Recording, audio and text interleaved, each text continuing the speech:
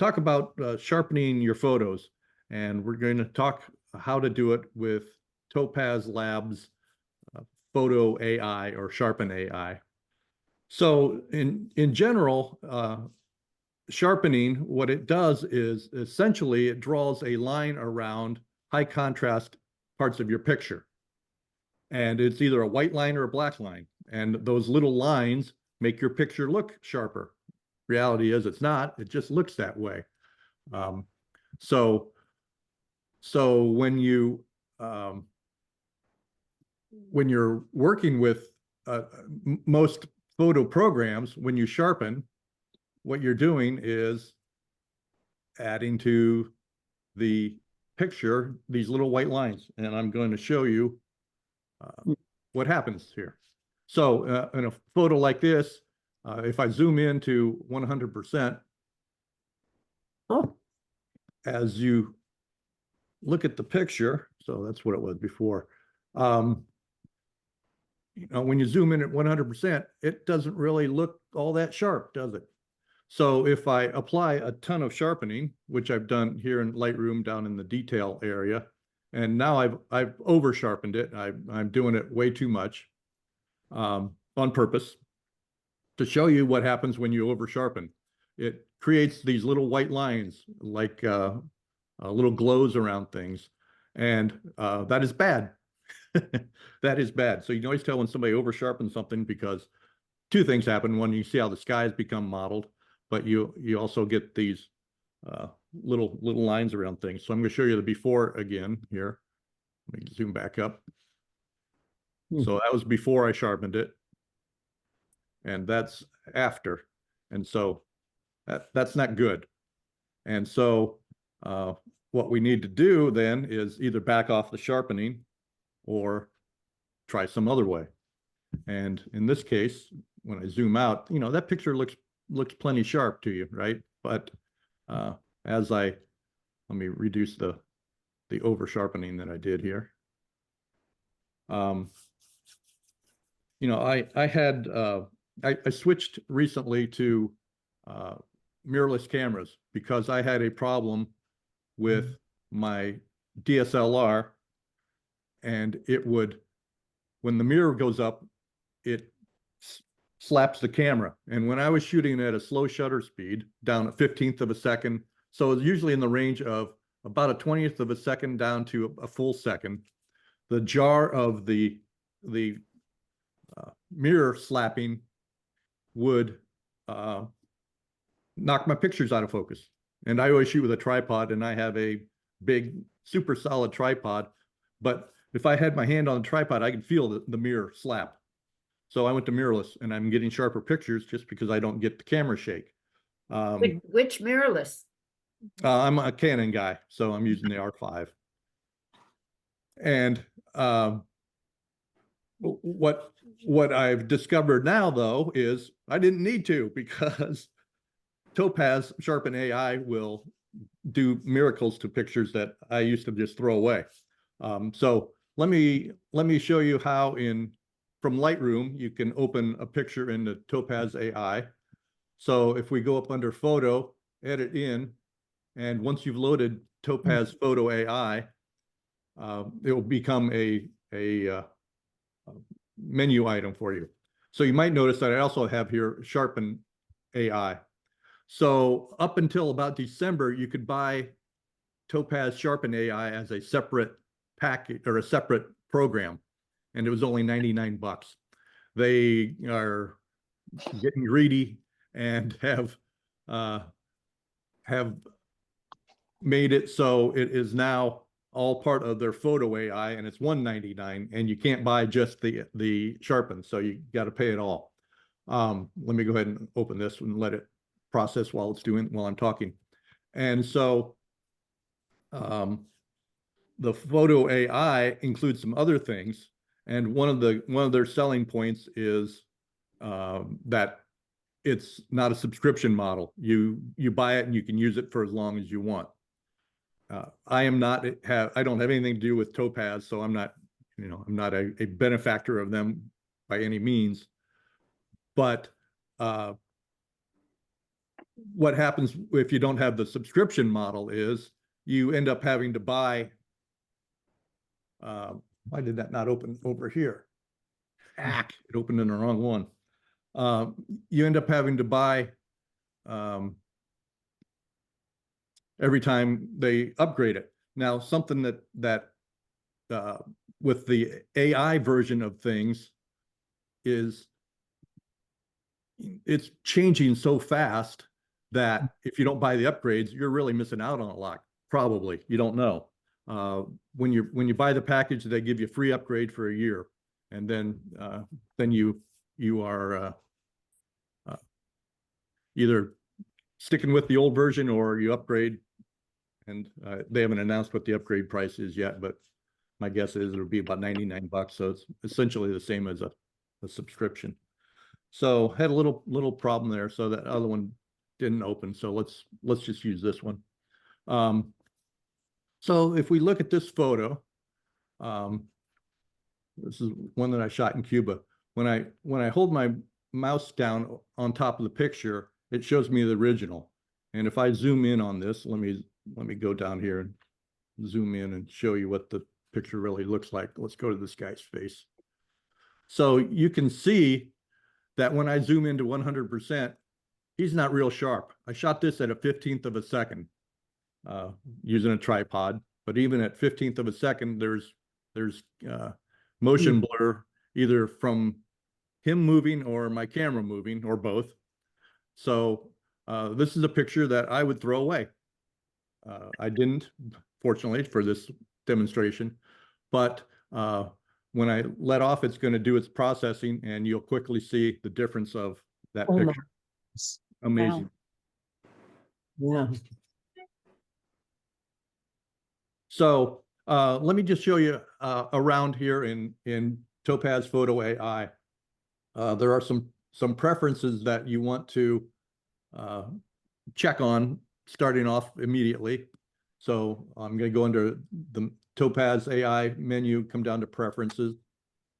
In general, the default for the AI processor, which is what computer parts are using, it's using to process the image. The default is auto. If you're on an Apple and you have the new M1 Pro chip or the M2 chips, you want to switch it over to that.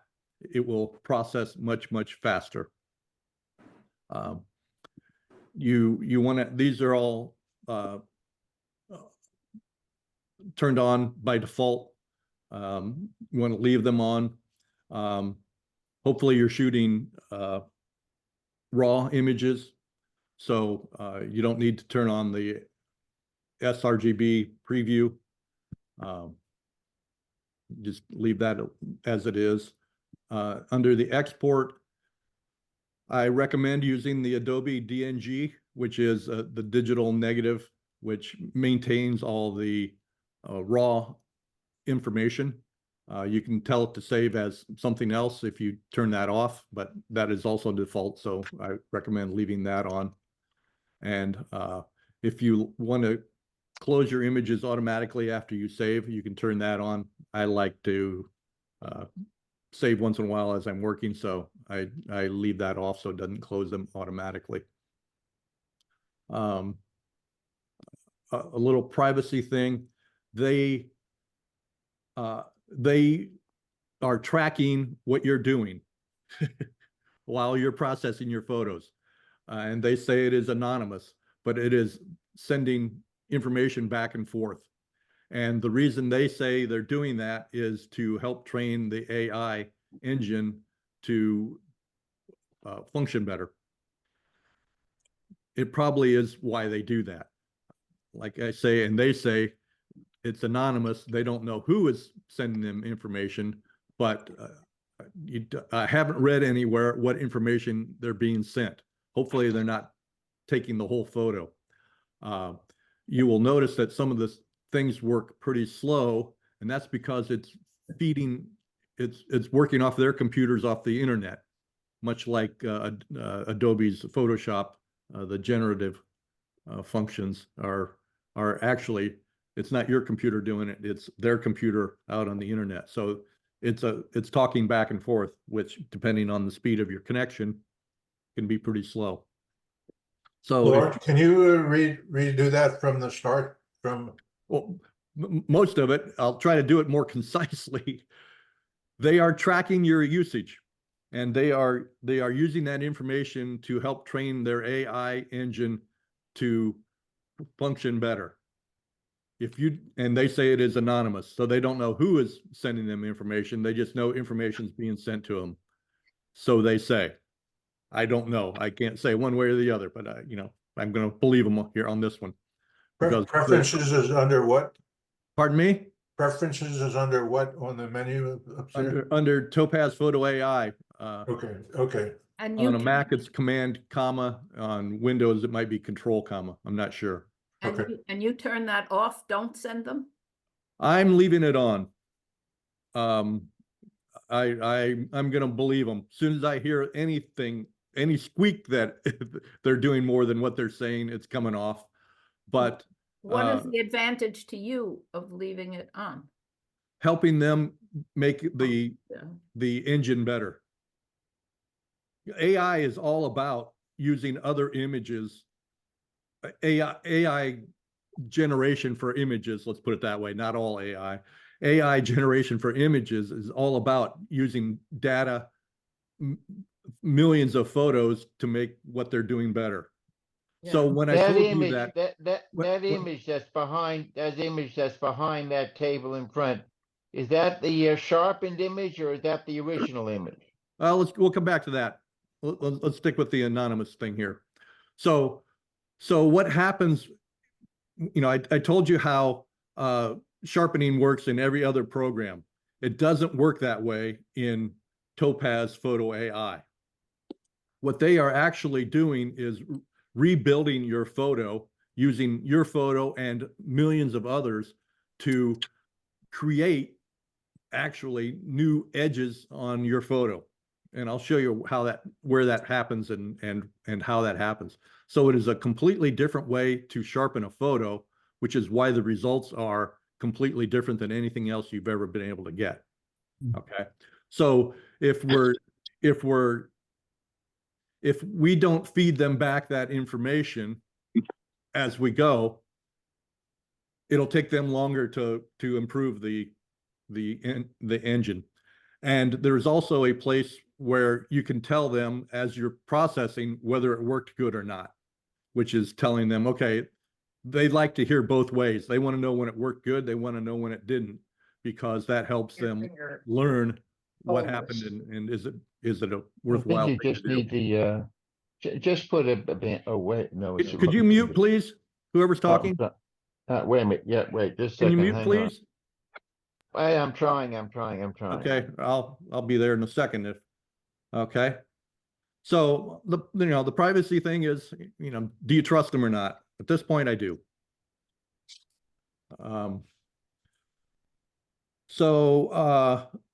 External editors, if you're using Lightroom and you have the plugin, it will, when you save it, it will save a copy back into Lightroom, which is a very good thing. So I leave that turned on. If you're not using Lightroom, this doesn't matter. But that's a great way to have your photos stay organized within Lightroom. Excuse me, Lauren. Yes. May I ask you, does this also integrate with Photoshop in the same way or only Lightroom? It does. Yes, you can open it from Photoshop, but it doesn't excuse me, it doesn't catalog. Photoshop doesn't catalog. So Right. So Okay. it doesn't save it back to that. So yes. Could it catalog over to Bridge or no? No, Okay. All right. I Thank don't you. believe it does. Hmm. But the way that Bridge works, it would save it in the same folder that your original was. So then yes, it would show up in Bridge. Now that I Okay. think about it a little bit more, right? Because Bridge is folder based as opposed Right. to Lightroom, which is import based. Yeah. Okay. Thank you. Yeah. So you can also just open, you don't have to use Topaz Photo AI through another program. You can just open it directly from your computer. So just like any other program, you can just open it and then you, that's enough of the preferences. So then you can just go under File. Hey, I already have photos open. So you just go under File and Open. And open your photo that way. So you don't have to go through Lightroom or Photoshop or anything else. Okay. So go away. Thank you. So basically it's the screen is showing you the version of Photo AI. This is version 3, the latest, and it shows you the photo name that you're working on. On the right side, you have, let me just close this. This is what it normally looks like. And it's telling you the size of your original. And then since you're using Photo AI, there are other things that it does. We're not going to talk about them other than they're there. And if you want to add denoise or the lighting or color balance or a face recovery, other things, the upscale, you do that by clicking there. If Sharpen happens to not be open when you first open your photo, you start with hitting the plus sign there, and then Sharpen would show up here. Okay. So it's telling us that Sharpen is being used. If we don't want to see what it's doing, we can turn off the eyeball and it shows us the original. If we want to get rid of Sharpen, we click on the X there. Okay. Across the bottom is a film strip. So if you have multiple photos open in AI in Topaz, they will show up across the bottom here. You can select them all at once and work on them. And you have different views of how you see the photo. So right now I'm looking at 100%. If I click on that, I can come up to Fit to Screen or hit Command or Control 0, and that'll take you to fit to the entire screen. You can do a split window. So the left side is the original, the right side, let's go ahead and have it sharpen that. Working on it. And so left side is your original, the right side is what's happened. You can do a hello. Yes.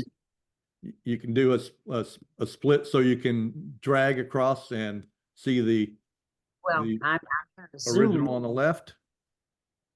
Do I have somebody talking in the background here? Yeah. is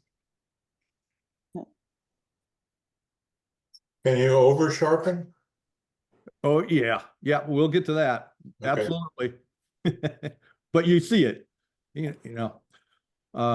one of the other things about I'm now going to call it old-fashioned way of sharpening, which is still good. It's not worthless at all, is sharpening that way. You had to know how you're going to use the photo before you sharpened it, because you add more sharpening to a picture that you are going to print than one that you use on the screen. And if you're printing to matte paper, you need more sharpening than glossy paper. With the Topaz AI, you can sharpen up front. So a lot of times, or a lot of people would sharpen their images after they're all done processing, and then wait and see how they're going to use it. Some people would just sharpen right away and end up over sharpening. So it's a Loren, can you mute everyone? I'm going to mute everyone. Thank you. Good idea. Yeah, let me do that.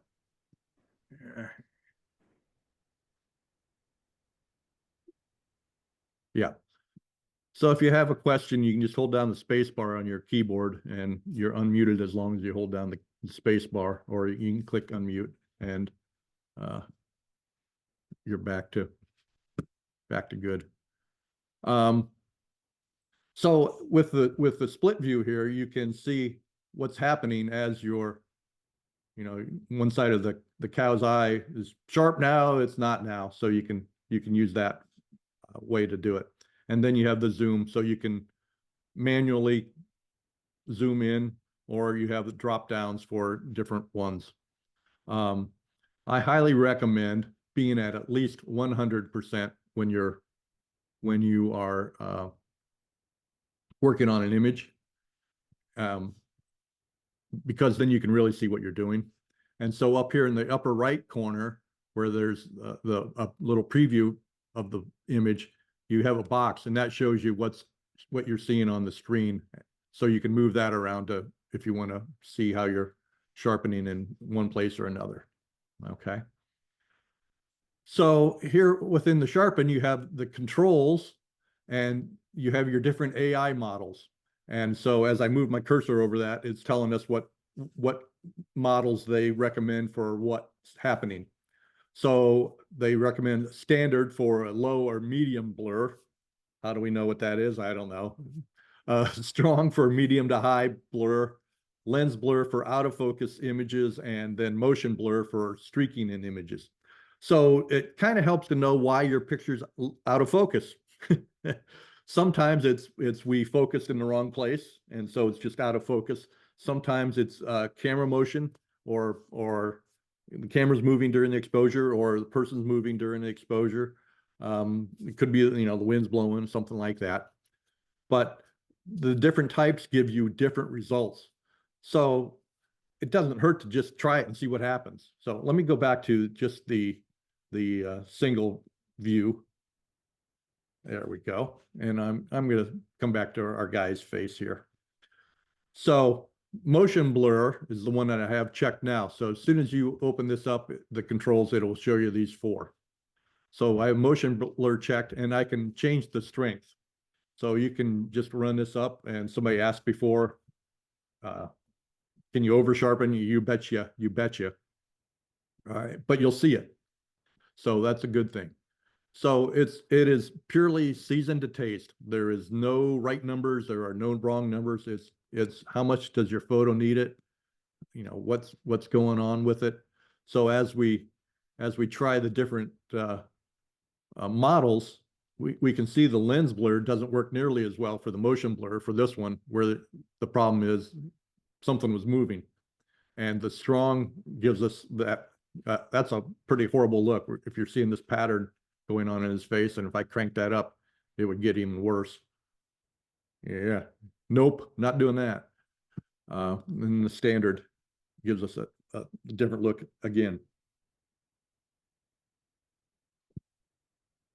So for this image, which the problem was motion blur is giving us the best results also.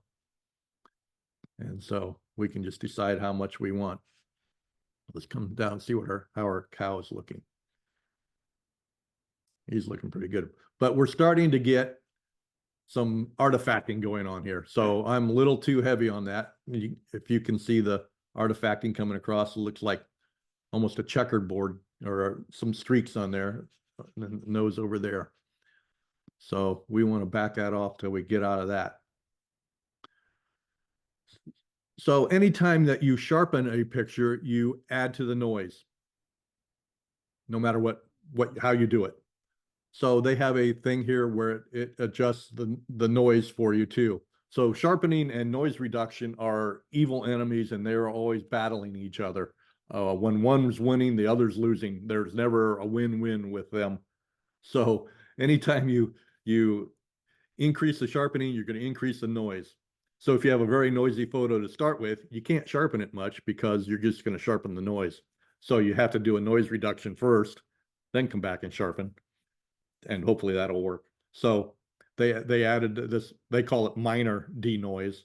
And I think what it's doing is denoising the sharpening that they're creating. It's not going to, when I played with real noisy photos, it hasn't denoised a photo that hasn't been sharpened by them. So it is working hopefully hand in hand with what they're doing on the pictures.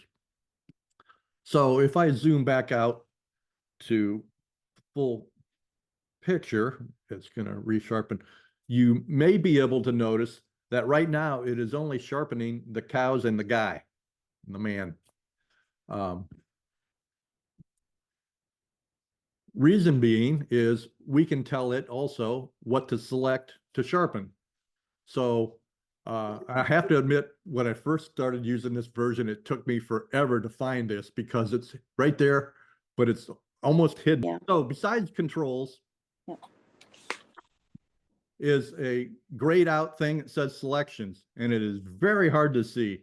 I'm hoping they will correct that later, but it is there. So to the right of controls is very grayed out selection.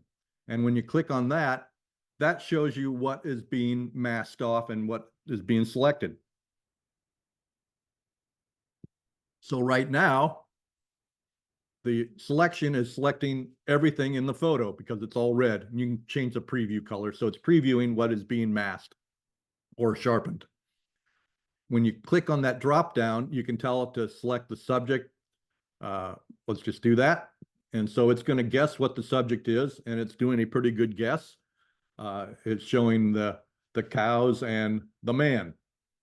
But you might notice that his hand is not selected, and there's something coming down here on the bottom that is selected. And part of the horn up here are not selected. So we can add to that selection or erase part of it. So if we want to add to it, the default is down here on the bottom or in the middle, paint erase. Right now it's paint is selected, which means it's going to paint more into the selection. And you can change the brush size either with the slider here, and you can see the brush gets bigger or smaller, or using the bracket keys on your keyboard if you're used to changing brush sizes in Photoshop, using the right bracket to make it bigger, left bracket to make it smaller. So I'm a bracket guy. So if I want to add sharpening to his hand there, do that. We'll add some, his other hand is not there. The horn is not selected. Now, if you've done masking and other things and you wanted precise masking, this isn't quite as precise, but there is a way to do that, which I'll show you in a minute. But I'll show you the erase part too, or also. So if I click on the right side, you hit erase, and now our brush is an eraser tool, although it doesn't really tell you that. So if you can see in the lower right, I'm erasing that part that was there that we didn't want, or down there. Or let's say we didn't want to sharpen his hat, so we could just come up and erase the mask off his hat. Who knows why we wouldn't want to sharpen a hat, but something fun to do. But if we decide we do want to sharpen the hat, we come back over and click on the erase or on the paint that back in.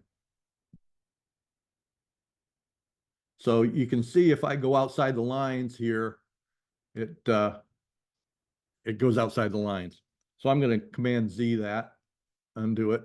Yep. I hit it twice. Or Control Z, the good old HF. Sorry, somebody's trying to get in, but we don't want them. So there are different types of brush settings also. And you can, let's start with that. So regular brush was what we saw. Super pixel picks up chunks of multiple pixels that they determined are related. So if I come up to his hat, we can see it grabs a whole bunch of that. So if I click there, it's going to, I just pointed to my screen with my finger, like you can see that. I'm on the erase part over here of the paint erase. So I'm erasing part of his hat. So again, just with the super pixel, I'm just moving it over it and clicking once to get rid of that. So right now I'm just moving the mouse around, and it's looking for tonal values, and they call that super pixel. But you might notice that it is also defining things very tightly. Lauren, does the brush size affect the size of the superpixel selection? Yes.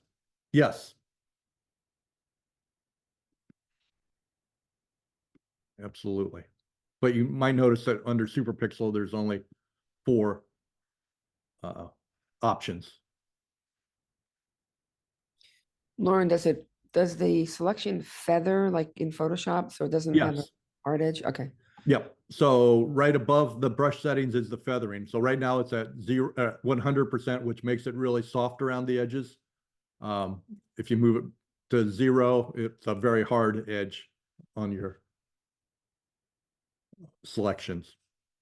So depending on what you're doing, you know, most of the time for sharpening, I'm going ahead and letting it feather out at almost 100%. So the other brush setting is object selection.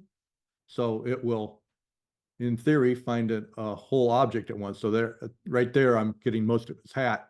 Let's see what it does on our moo cow. You're still on super pixel. At least it looks like. Hey, I am. What happened? There we go. Sorry about that. Thank you for keeping me awake.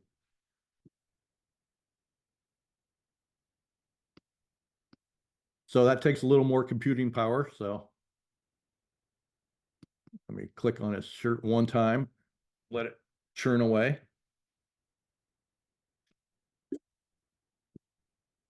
So we can see that it took everything off of his whole body by just clicking once. So I'm going to paint that back in by just clicking on his shirt one time and waiting. And there he comes back. Not full though. Huh.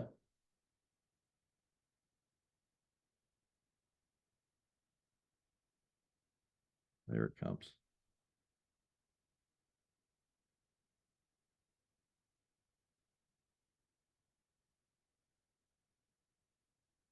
This one takes a little more computing power, so you gotta be a little more patient with it.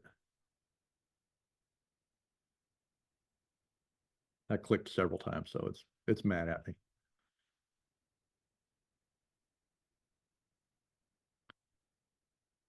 So I have noticed that the Topaz Photo AI does really eat up on the processor. So if you have an older computer, it might be a battle for you.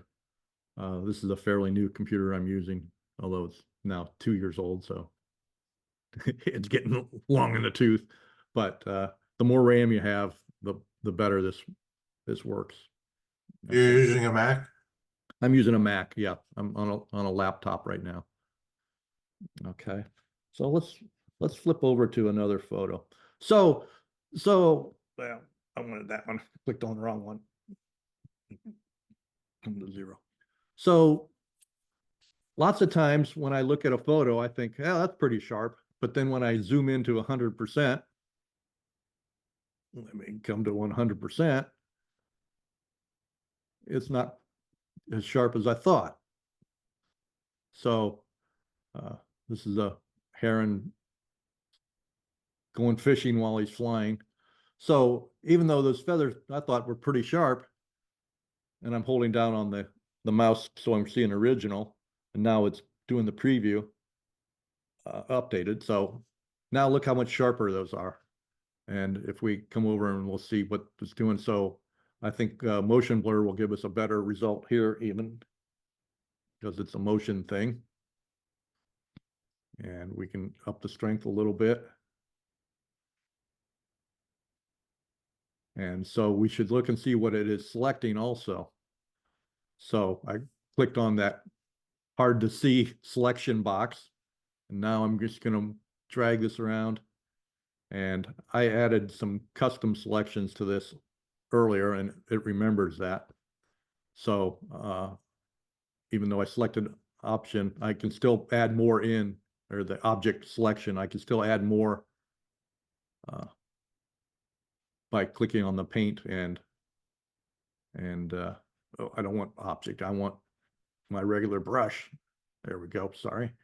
So there I can just paint more in to make sure I get his feet working there. And now when I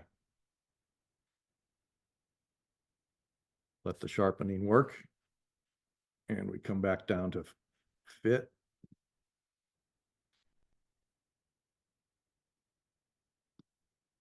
and come back over to controls so I can change the images. So again, that has really sharpened the picture, but it didn't sharpen the whole picture. It only sharpened the subject. So let's come back to selection in the full. So we can see it got both the bird and the reflection, but I don't want the background sharpened. You know, I want it to stay kind of blurred. That's why I used a shallow depth of field. So I don't get the whole thing. So lots of times I will just do a little part of the picture. In this case, the whole bird. But if I zoom in again, we can see that a picture that I thought was pretty sharp to start with really gets helped out by this. And so the motion blur, so when I'm holding down the mouse and moving around the selection area, I'm looking at the original. So you can see the tips of the feathers are pretty soft because they are moving pretty fast. Now, when I let go, it's going to show us the sharpened version. Now, so you're not going to get that to ever become perfectly sharp. You know, it's just too far out. But when we look at this, we see the difference between the edges, even as it is, and we can even try pumping it up a little bit, bring the strength up even more. And you may notice, you may not be able to tell over zoom, but when I bring the strength up, I'm bringing in noise in the background. So I want to bring in that minor denoise and see if I can get rid of some of this noise happening here.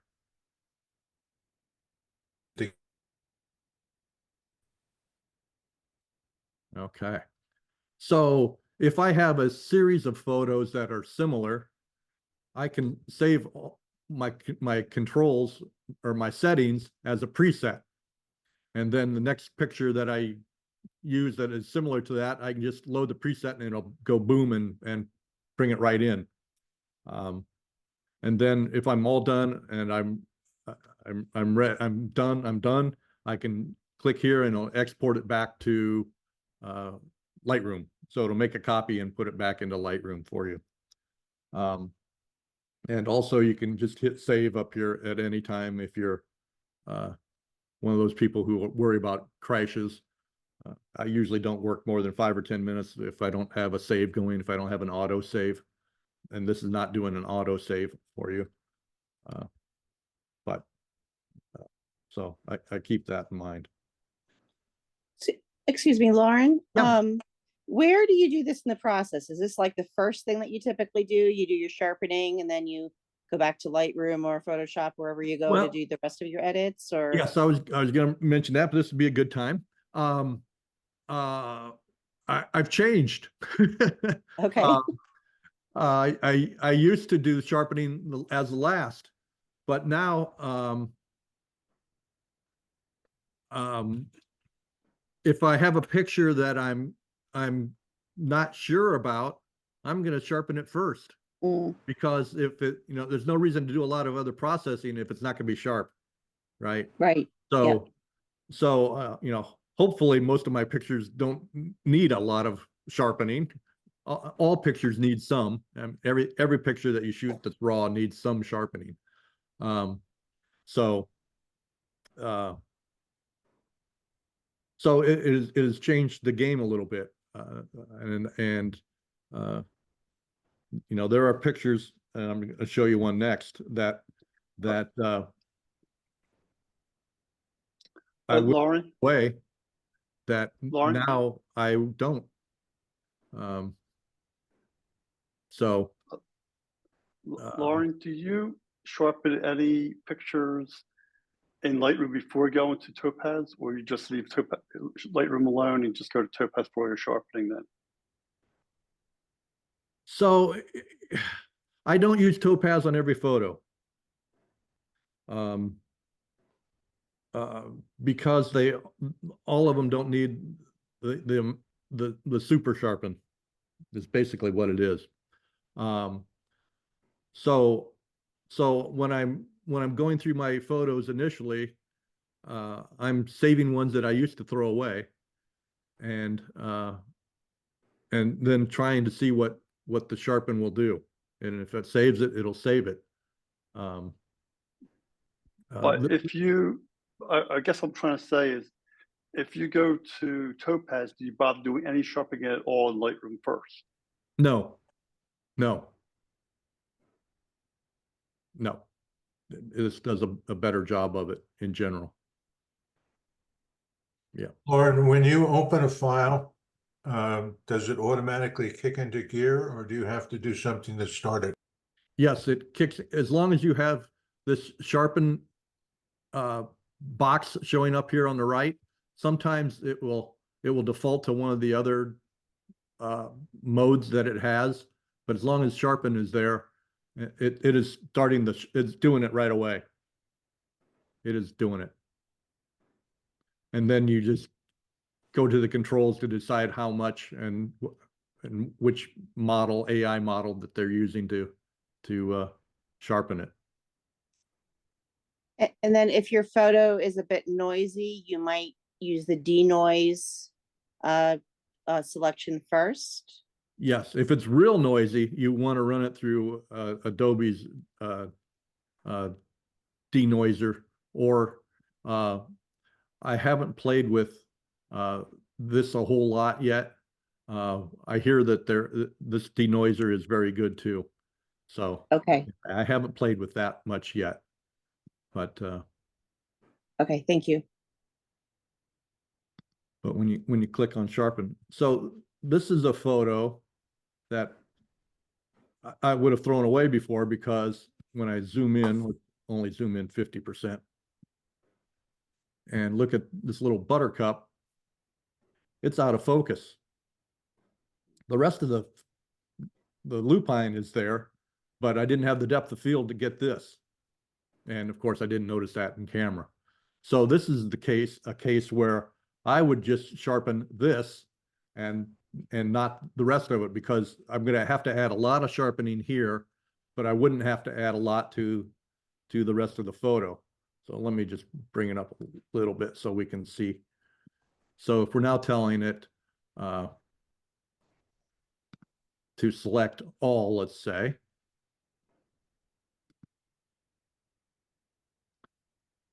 so the amount of sharpening that I need to get the buttercup sharp, and let's try it strong, see what that does. Nope, no good. Lens blur, sharpening. So for this one, it's looking like standard may be my best option. Yeah, so it's much sharper there. So when I'm sharpening this that much, I'm really, we can see the outlines happening on the rest of it. So I don't want to sharpen the whole thing that much. I just want to sharpen this, and I'm also getting the background all noisy. So I'm going to come back over here to my well hidden selection area, and I'm going to tell it that I just want to, I'm going to start with none. I'm going to tell it to auto select none.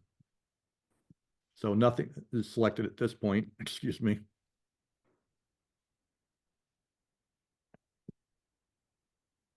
And then I'm just going to use my paint and erase, and I'm going to use my, try object selection and see how it does on just this buttercup. Object selection takes, yeah, see, that's selected only that. Good. So now when I come over to my controls, I am only sharpening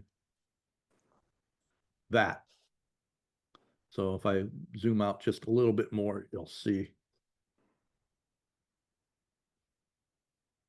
Now that is an acceptable sharpness as compared to before. So here's the before, and then the after.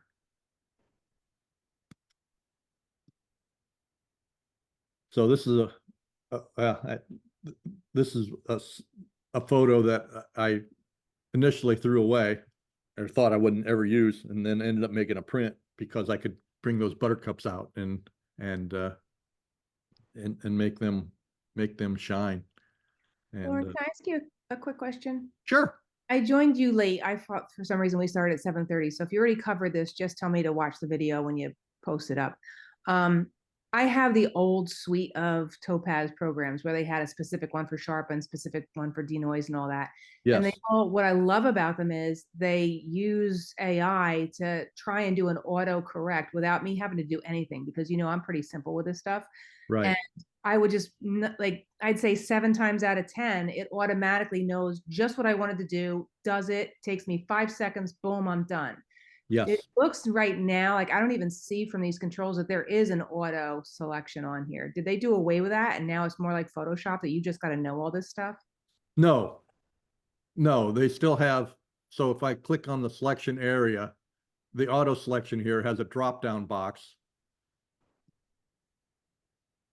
And you can decide if you wanted to decide what the subject is or the background, or if it's a portrait shape or the sky or landscape or none. Yeah, the old one just like new, like boom, there it is. Wow, that's so much better than what I shot, and that was it. You didn't even have to select anything; it just knew. Was it doing the whole picture, It was or probably doing the whole picture. I don't think right? it was So then, fine-tuning like this. so then you just select all. Okay. If you select subject, it does a pretty good job of figuring out what the subject is. Although on this one, it's not. Let me zoom out. So when I select subject, it's only getting part of the flower, and as you, hey, so it's trying to catch up. So basically, this encourages you to do more than you could do with the old system, because I don't think you could really do this much fine tuning with the old way. But Right. for somebody like me, I didn't have to do anything like that, which I kind of liked. But I like being able to play with this, but I'm kind of at a stalemate now where it keeps on telling me that I have to upgrade. It still lets me use the old stuff, but I keep getting pop-ups, upgrade it. Right. And that's the marketing department, not the engineering, saying upgrade. But the problem with not upgrading is the AI is becoming smarter all the time, and they're not adding the smartness to the older versions. So that's how they're getting us, is they're making it smarter, and when you talk to somebody else who has it and they're doing things that I can't, then I want that too. Yeah, I'm there. So Thank you. yeah, I used, I was using just the standalone Sharpen AI and thought I was happy. But I'm a little happier with this. I'm not $200 happier at this point. Fair. That I know of. Maybe I am and I just don't know it. Okay, one more thing I wanted to show you here. But this whole thing is basically this simple. So I'm clicking on another photo down here, and it brings it in at 100% because that's what I looked at it last. So right now you see the process, it's sharpening.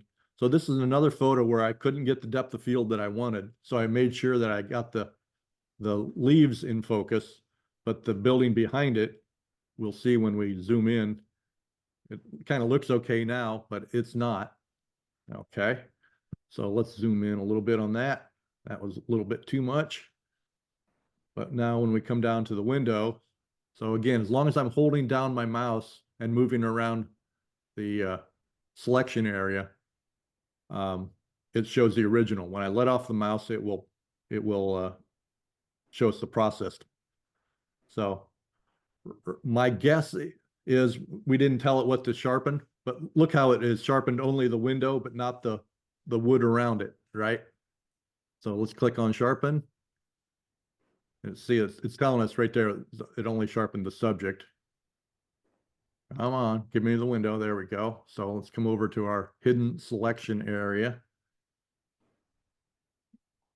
And we had it auto select the subject. So let me zoom back out.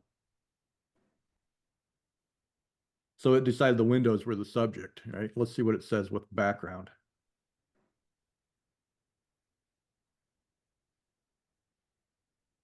This is another case where, okay, so it's all, now it's selecting everything except the windows. So I don't want it to over sharpen the leaves. So I'm going to tell it all. And then I'm going to come down to my erase tool and I'm going to make that a lot bigger. And oh, I've got object selection. Oh, hey, look, I had object selection instead of the tool. So when I move my cursor over that, it sees all those leaves as one object. So if I click on that, then it is going to deselect those. Thank you very much.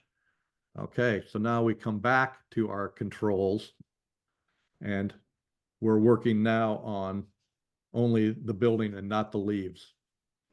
All right, everybody follow that? So if I click on selection, it's showing me what is being worked on, masked off and used, or then I come back to controls, and as I change my sharpening, it's process bar in works. Sometimes it goes really fast, sometimes it creeps up on me. So let's do our split view so we can see, and let's zoom in a little bit. So we can see as I move this across, look at the difference on that building. Again, this is the picture I threw away. You know, I thought I'll never use that because I want that building sharp, but I didn't get it in camera. But hot doggity dog, it's sharp now. Isn't that amazing? And you can see it's not doing anything to the leaves. If we wanted it to do the whole thing, auto selection all. Let's turn this off for regular. Select it all. It's not selected. Okay. Now when we bring our controls over, we can see it's making the leaves sharper too. Or if we go back to single pane view. Loren, if you were to enter a competition like we do you think we're going to have to identify that we use an AI sharpener? That's a good question. I don't know. I mean, it would depend on the group and what their rules are. I don't. I mean, it's not like the generative AI where you say put a window here and it creates a window for you that wasn't there. Right. This is merely. I mean, my view is this is fixing something that is a physical limitation of the optics of cameras. In this case, it's creating depth of field that, which I could do by doing focus stacking and taking a couple of different pictures of foreground and the background and putting them together. So for me, this is not a pure AI creation. It's just using the AI to figure out how to sharpen it better. So. Okay, I understand. Yeah. There may be organizations that are so strict that they say can't do anything that has anything to do with AI, but I haven't heard of any yet. Okay. I've noticed when you move from photo to photo that some of the model and strength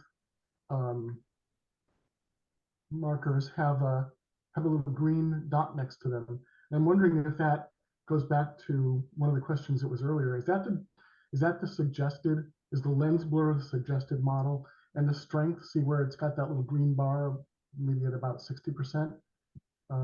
Yes. Is that provided by? Yes. Provided by the. Yep. That might answer Jennifer's question earlier. Right. Yes. Yeah, they should, they're any auto thing, I'm adjusting it. No. But Yeah, it's telling, it's making suggestions for you based on whatever they base things on. Yeah.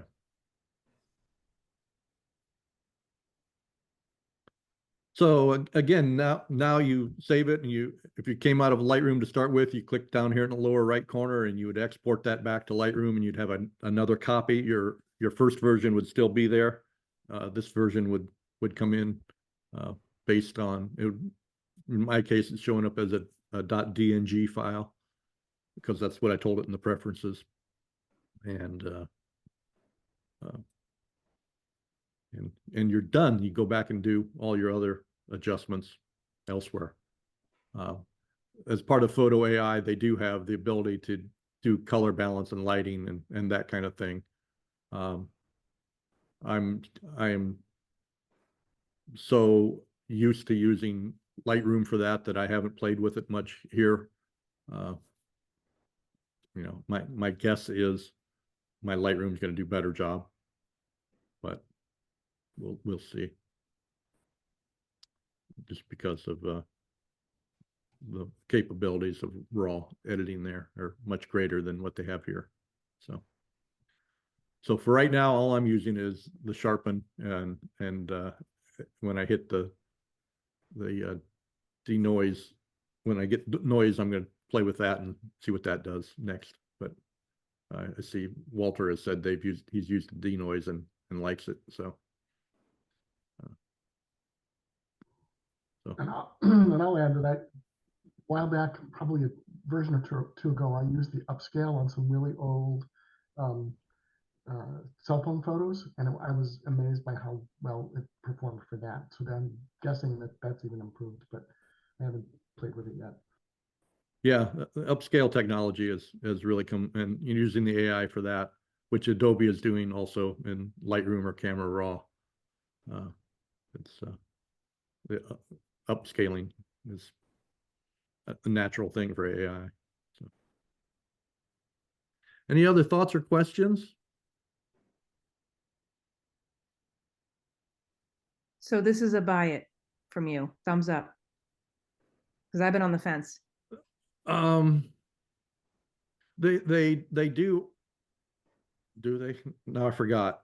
Offer a trial period. If you have it already, I'm not sure I would pay another $200. There's no, at this point, no upgrade fee that I could find.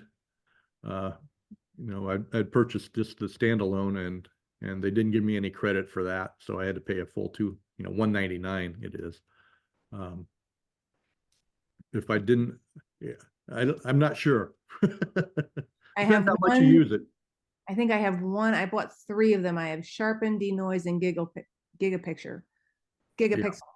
And I love the Gigapixel because one of my favorite things to do is find the picture within the picture.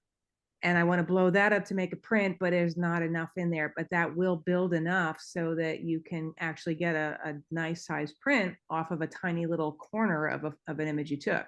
Right. But that is like expired. I can't get a new upgrade, and it just won't work anymore. So that's why I've been debating getting that, because that comes in really handy for me with what I end up doing.